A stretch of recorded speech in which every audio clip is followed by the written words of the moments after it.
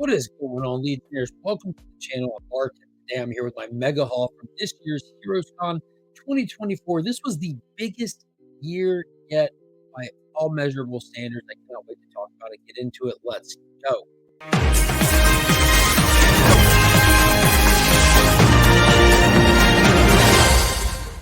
Shout out to Big Time Collectibles. Be sure to check them out. The link is in the description, as well as JustinComicx. If you need anything cleaned or pressed, look no further. He's got you covered. And always a huge shout out to ABX Comics and Games, my local comic shop, also linked in the description. All kinds of stuff down there. Check it out. This video might go a little long. I'm going to try to go fast as I can through it. So let's get into it.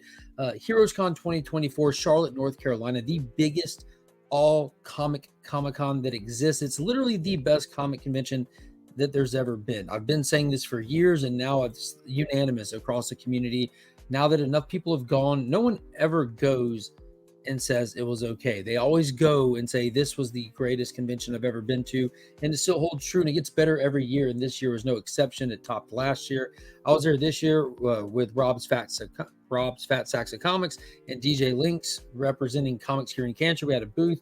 We had a good time. So that's definitely the first thing that I'm going to show off today is, of course, we had the Comics Curing Cancer art book that we brought to sell there. We had tons of artists do pieces, and we had it made up, and we were selling these. This is signed by cover artist Austin LeMay. So super excited to get that.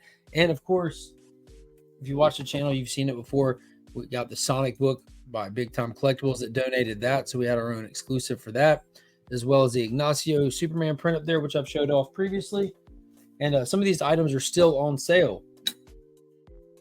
So don't wait. Go check out djlinks.bigcartel.com. The stuff that we have left over, we have posted up there for sale with a very limited number of the art book signed by Austin LeMay, because he is amazing and he was nice enough to take the time out of his day to sign some extra ones before he took off on his plane. So let's talk about this. This con was amazing. There were so many new creators there this year that haven't been there in the last handful of years, had the opportunity to meet so many more people in the community and professionals. So but first, before I even bought anything, I had a couple of homies bring some stuff and give to me.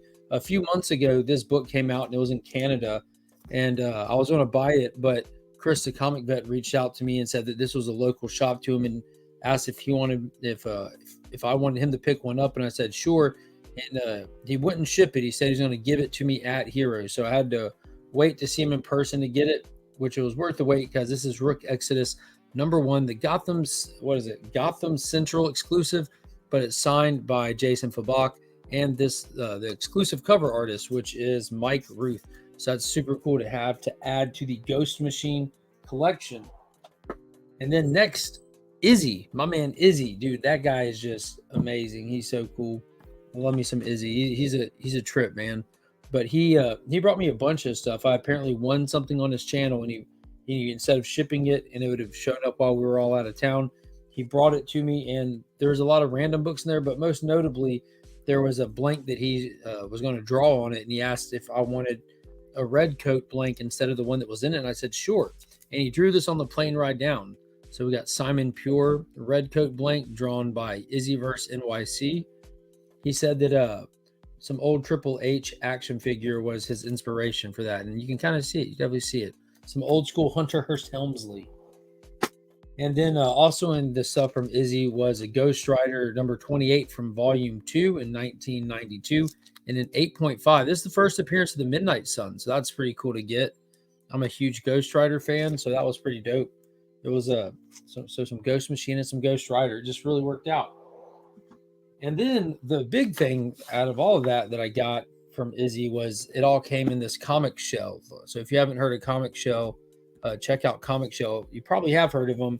They sponsor DJ Links' channel, so I'm assuming Izzy grabbed some using promo code Link Squad, because if you go to comicshell.com and use promo code Link Squad, you get a discount or something like that. These things come in black and green, but this was invaluable. Like I would have never thought it would have been so invaluable, but it alleviated having to take a book bag off and on and off and on, because we had the booth, so I could leave stuff there, but I would just throw a couple books I wanted signed and grab this and just be able to carry it, just rush to where I was going and back. But this thing is legitimate.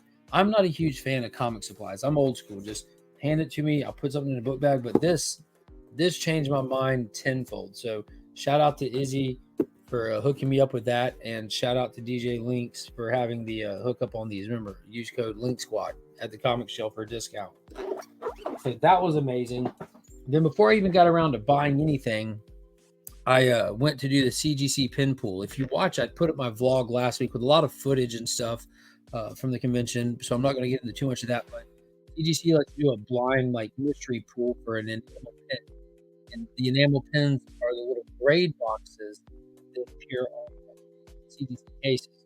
So if you get one of these 0.5, you're just going to keep that as a souvenir. But last year, I did the oily, shiny gem mint tin and got a signed 9.8 slab. And this year, on my first try, I did it again.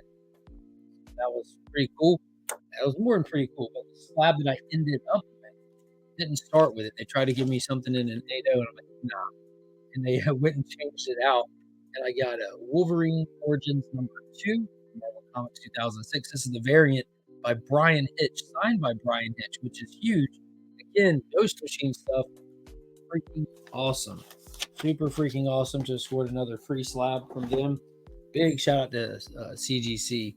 And then I took a slab with me. If y'all watched my $200 mystery box video from a couple Mondays ago, that slab that was in there, I took it with me and I did a little horse trading and came out with JSA All-Stars issue #4, which is the first Courtney is the new Stargirl in a 9.8.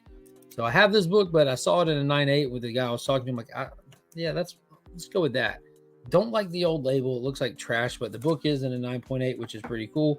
And then also Satan 6, issue #4 of 4, which is the first appearance of Jason Voorhees in comics, which I love me some Jason. So I turned that one book into those books, which very happy with that. And then I started getting some signatures done. I went there with a goal to get some more stuff signed, especially by the creators that weren't there in the previous years.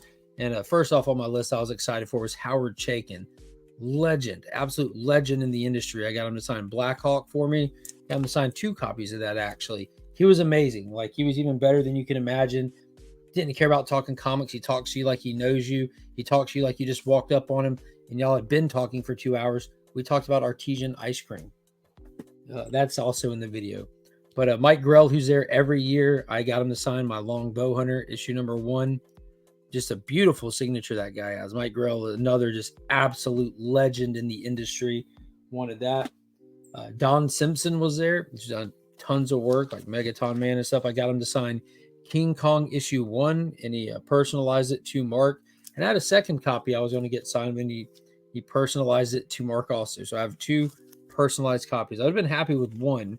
I'd be honest with you, I'm kind of unhappy that they're both personalized. I wasn't going to get rid of it, but I don't need 2 copies to me. But that's okay. All good. Next year, I'll get him to sign more of them and not personalize it. Now, this was a big one for me.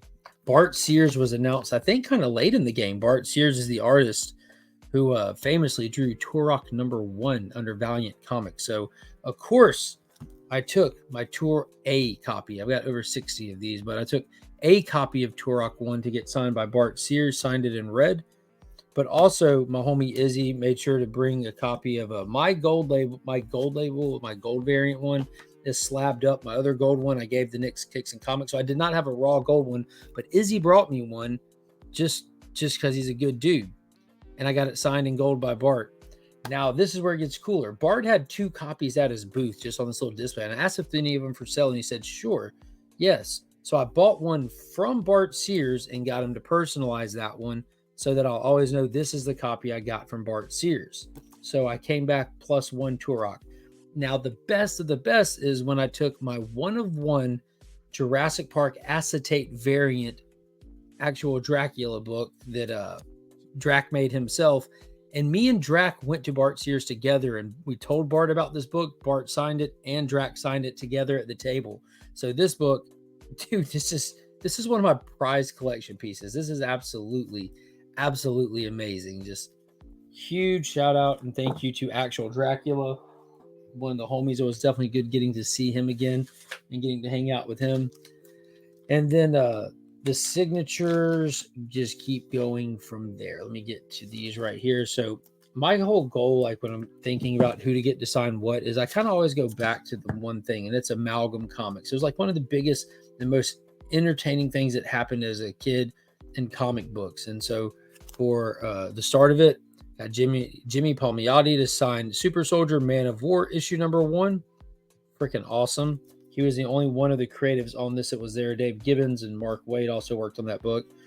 And then we got Val Zemeckis to sign Lobo the Duck, who was ironically seated right next to Bisbee, Simon Bisbee, who does Lobo stuff. But I got Zemeckis to do my Lobo the Duck, which is freaking awesome. And then I got Larry Hama to sign Dark Claw number 1, which is a lot of people's favorite. I know Dark Claw's super cool, super duper cool. And then it just gets better from there. This Doctor Strange Fate, signed by Jose Luis Garcia Lopez and Kevin Nolan, who are both seated right next to each other.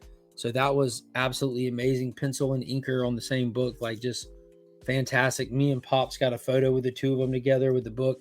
Another one of the characters that I just absolutely loved in the Amalgam stuff. And then the big one for me out of the Amalgam books this year had to be Speed Demon issue number 1, signed by writer Howard Mackey as well as artist Al Milgram. But all of these guys were fantastic, and I got a bunch of cool little snippets of footage and stuff that's in that vlog video. Definitely check that out. And then the big one, the huge Mount Rushmore moment for me of creators this year, was getting to meet Dan Jurgens for the first time. Being a huge DC fan, Dan Jurgens is that guy. He was responsible for the famous Death of Superman book, which he signs a lot of those. But for me, I took the book that takes me back. This book where it all started with some of my favorite stuff to talk about with comics, and that's DC versus Marvel, aka Marvel versus DC from the 1990s. This issue number 1, he signs it right there on the split. This is just one of the most entertaining, the most enjoyable times of my life in comic books, getting to go in shops and voting on who I wanted to win and everything. And I got him to sign issue number 2 as well. And you see the Cosmic Brothers up there. Like this, I would just stare at these covers for so long as a kid, especially number 3, and like where Lobo and Wolverine are actually causing harm to each other. That seems so violent in my mind, that blade going into Wolverine's bicep and stuff. It was just wild, just absolutely wild. Signed up top on that one. Now this one is huge. This is the first appearance of Amalgam Comics. I mean, it's not like it's an expensive key or anything like that, but it is the birth of Amalgam. And again, sign it right there on the split. Just absolutely amazing. Just, it was such a huge thing to get to meet them and talk with them and get this stuff signed.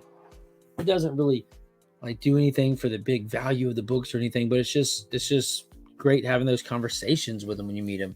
And then of course the homie John Jang was there. John Jang made it back to HeroesCon for the first time in a long time, thanks to a huge community effort and drive to push HeroesCon, and asked them if they would get him out there, and they did, which huge shout out to Heroes and the organizers for bringing John.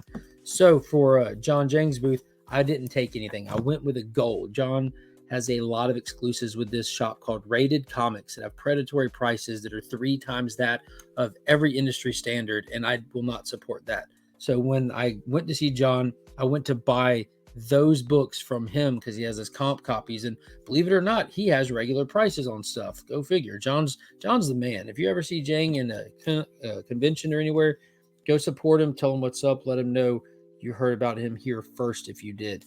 All right, so I went straight to Power Rangers. Like, that's how I found John. That's where I wanted to go. So we have Darkest Hour issue number 116. That right? Well, I think it started with these. It started backwards. So it started with 118 with Draken, 117, and these are connecting covers. 119, and then this one he said he had one copy of, and it wasn't out yet, which wouldn't matter if it was. I'm not going to buy it from anyone but him. But Solara right there, the Solar Ranger, just amazing, cool stuff. And then the big one I was after, the foil wraparound for Mighty Morphin Power Rangers: The Return, featuring that like gangster Red Ranger. And I got John to sign that one for me. And it was awesome getting to talk to him. I posted some pictures and stuff. He did a remark on the community art book and donated it to Comics Curing Cancer. So we'll have that going up for auction later. And then probably the biggest deal signature I got was the Savage Samurai #1, signed by all the homies. So this is a book that the Illuminati crew, myself, Remy Q Studios, Tyler from Whack Comics, Nick's Kicks and Comics, and DJ Links, we all we produced this book. It's a Javon Jordan book, and we reached out and had a print run done up. We had Austin LeMay do the cover, and this is an exclusive metal one that we didn't sell. We have these for ourselves. So I got Austin to sign it, myself, Javon Jordan was there. He signed it, Remy, DJ Nick, and Tyler. So it's completed, and it's ready to be framed up and hung up for all the time. It's good stuff. And then I only picked up two raw books, and then we're going to get into the big keys and stuff like that. I checked off some what is it, my goals list kind of stuff. But we got Jupiter's Legacy #1 blank, which is a funny story to go with that. I love Jupiter's Legacy. And I got one back issue filler for Tales to Astonish, issue number 11. Now that for $10. That was a steal. One piece of art, and it is a print. I'm not big on prints, but Pat Broderick was there. And I saw this Captain Atom Dr. Manhattan piece, and I'm like, I am not going to just let that sit there because it was the only one he had. I'm a big fan of Watchmen. I'm a big fan of Charlton Comics and the characters that without whom we wouldn't have the Watchmen characters. Love me some Charlton, love me some Watchmen. Be sure to check out my Charlton video I did. You would love it. You get to learn about that. And speaking of Charlton, that brings us right into our key comic haul. Here we go. The last book I picked up and on a whim, because I did all my shopping like on day one before it opened, and I was done. But then I saw this. I'm like, that's the last one I needed. Out of all the Charlton comic first appearances, I needed this one. I still need Captain Atom. That's a whole different conversation for a whole nother day. From 1967, Blue Beetle issue 1, Steve Ditko and DC Gosman story. Steve Ditko cover and art featuring the first appearance of The Question, and that's in a 6.0. Got a killer deal on it. $150 off the sticker price they had.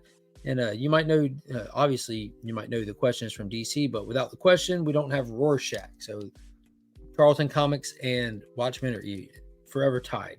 Blue Beetle was Night Owl, just good stuff. Super good stuff.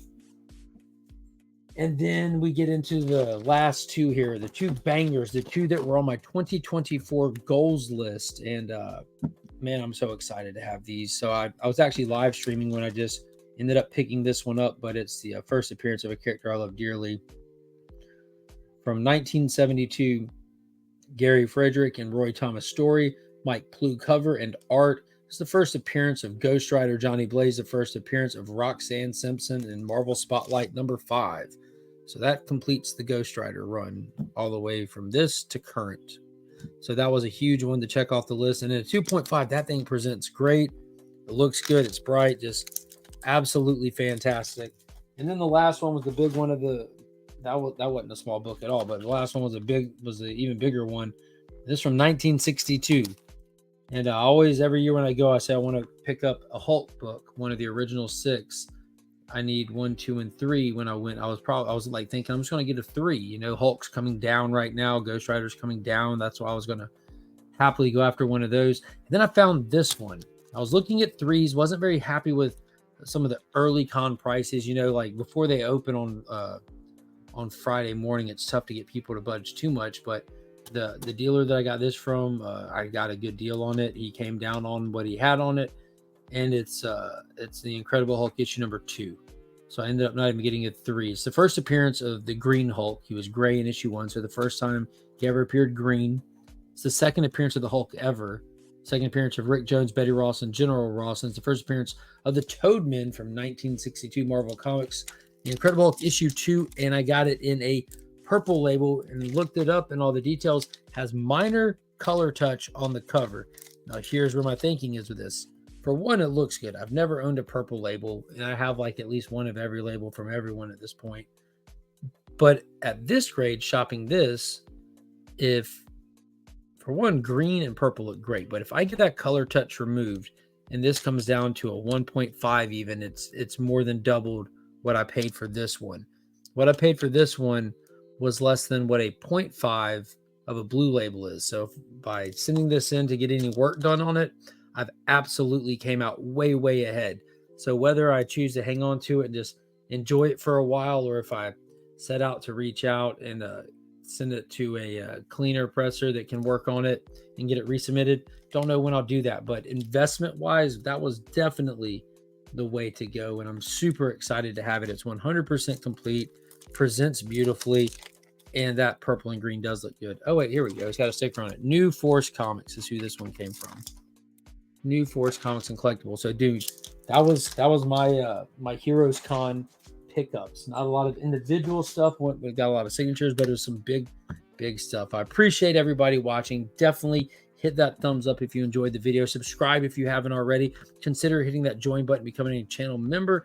And until next time, as always, I'm Mark, but we are Legion.